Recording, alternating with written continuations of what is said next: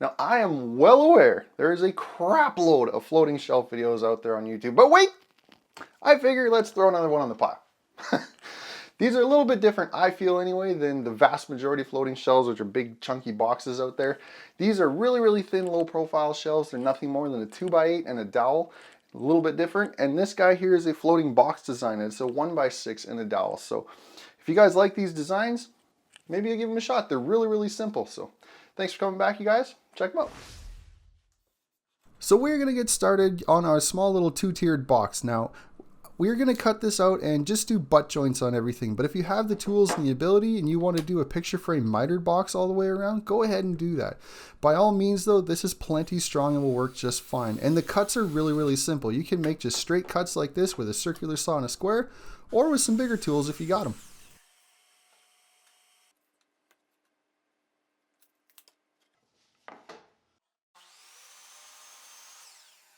Okie dokie, with everything cut out, there is a little bit of cleanup work we got to do. You'll notice on this main board here, I have a giant hole that goes all the way through one side to the other. But I knew it was there when I bought the board. I didn't let it deter me because it's fixable. We also have to fix our knots and stabilize those because those could just fall out in the future. And nobody wants that. So I'm going to use the Starbond CA adhesive in order to get the job done. Now I grabbed the brown stuff here. It's in different colors. That's not a big deal. But a lot of people reach for epoxy and that will work if that's all you got. The downside is that stuff takes forever to dry. This stuff, however, literally seconds once you spray it with the activator. It works as excellent as a crack filler, a knot stabilizer, and a giant gap filler. Just make sure when you're filling a giant gap like this, you apply a little and then spray it, apply it and spray it, and do it in stages. This way you make sure that you have no bubbles, air pockets, and voids in the center of your pour. Then with all of our problem areas fixed, we can go ahead and give everything a quick prelim sanding with some 80 grit paper. And you can see how well those gaps filled in.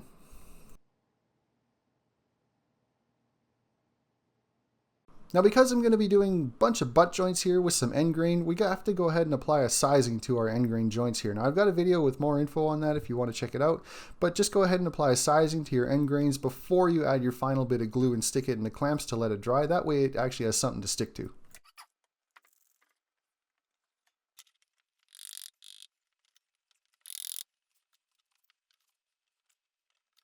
Now we can move on to our dowel joinery. Now I've got a 3/8 inch diameter dowel here and I'm cutting some 2-inch sections off of this and rounding over the one edge just so it slides into the hole a little bit easier when we go and do that.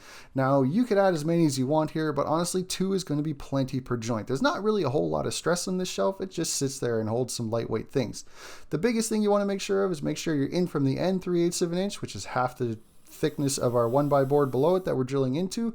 That way we're centered and only drill down about 1.5 inches. You could go deeper, but your odds of going sideways with your drill and blowing out the side of a board are pretty high. Just make sure when you go ahead and tap your dowel in, you add a boatload of glue. That way it's got a lot on the joint, and then just clean up any squeeze out.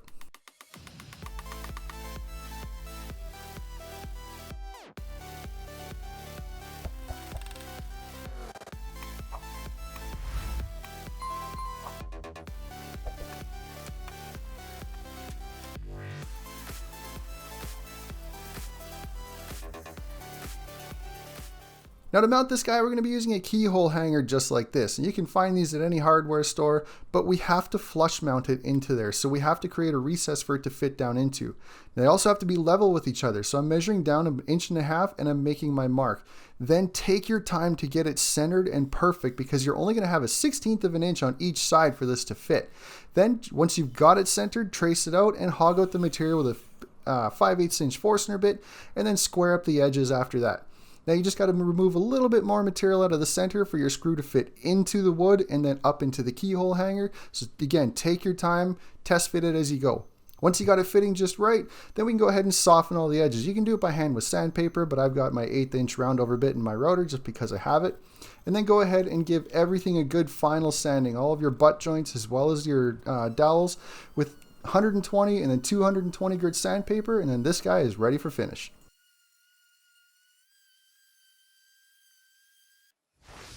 Now for our flat shelves, I went ahead and I found the best looking 2x8 that I could at the store, but unfortunately it's still construction grade lumber, so there's going to be some ugly spots, as well as the ends. They're always ugly. So I squared the ends up, cleaned them up, And then I inspected the rest of the board to figure out where the nicest wood was that I could pull my shelves out of, and then cut them out from that.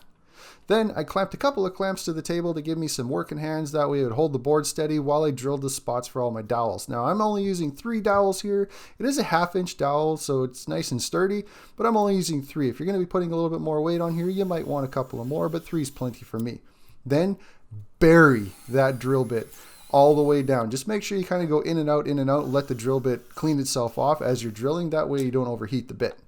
Then we have to split the shelf into its 2 parts, the one being the piece that's actually going to mount to the wall with the dowels for the rest of the shelf to hook up to. Now I'm just using my circular saw here on a jig, and I'm ripping an 1.25 inch strip off the back end, but a table saw would be perfect for that. Now I'm also cutting my 1/2 inch dowel to some 3-inch sections here, but you'll notice that doesn't get me quite deep enough into the board. So I'm going to take that one section off, and I'm going to finish burying the drill bit into there to make sure I have enough depth.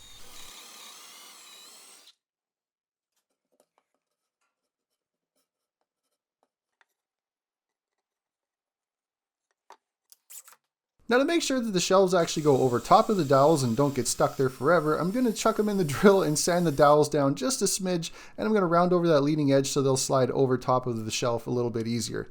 Once that's done, I can go ahead and add the dowels with a boatload of glue again to my mounting brackets, and then clean up the tops of the shelves and the bottoms of the shelves with the same method we did before.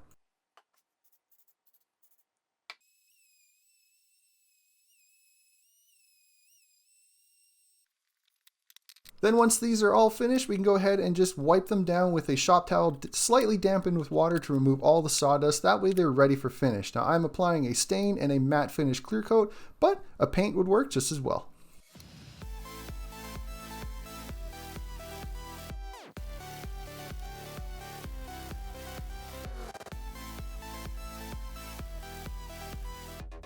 Now we can add our mounting hardware, and for the little box shelf it's pretty simple, it's just our keyhole hangers. For the flat shelves, however, it's a little bit different. We're going to be using a bolt and a washer to hold these guys onto the wall, so we need to make a recess the diameter of the washer. In my case I used a 1-inch Forstner bit because I had a 1-inch washer, and then we also need to drill a hole larger than the size of the bolt all the way through, because we don't want the threads holding this shelf on, we want the head pulling against the washer. Now check your wall first. If you can hit a stud in your wall, go ahead and do that, because that's going to be your strongest way. I didn't hit a stud, so I centered my holes between my 2 dowels. Now to mount these guys up, I'm just using some masking tape with a centering mark on there. Now this is just going to get my left and right pretty close, and I'm eyeballing the height. Once I had it where I wanted, I dropped it down about another 1.5 inches, because remember that's the center of our keyhole hangers, and then I can level it off and set my pencil on top of the shelf and make a mark 3/8 of an inch in from each side. Make a dot on the wall and then thread in a couple of these screw-in drywall anchors. Now, these are quick and convenient and pretty accurate. Then just give it a test fit. In this case I was a little bit too loose, so I tightened up my screws, but you want it tight enough that it has just a little bit of snugness against the wall, but not so tight that it rips the anchor out of the wall.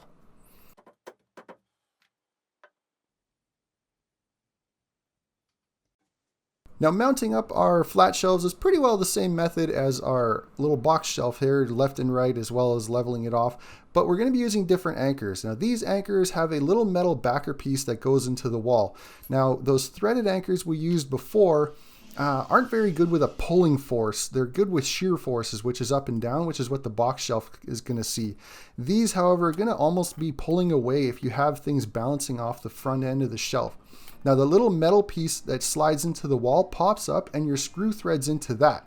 Because your screw head is going to be pulling against that washer that we put into the mounting bracket, it creates an incredibly strong sandwiching bond between the drywall and those 2 pieces of metal, and it's never going to go anywhere. Just make sure you do your final tightening with a screwdriver so you don't end up stripping anything off.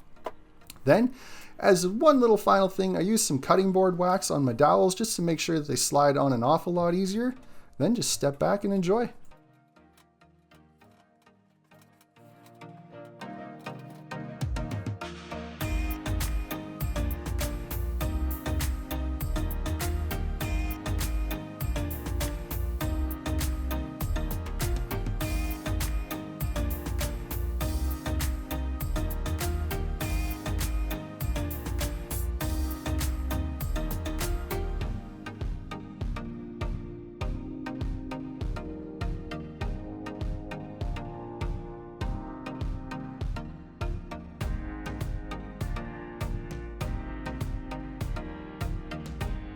Well guys, that's it. I hope you liked the video. I hope you like the shells. They're really, really cool. They're really simple to build.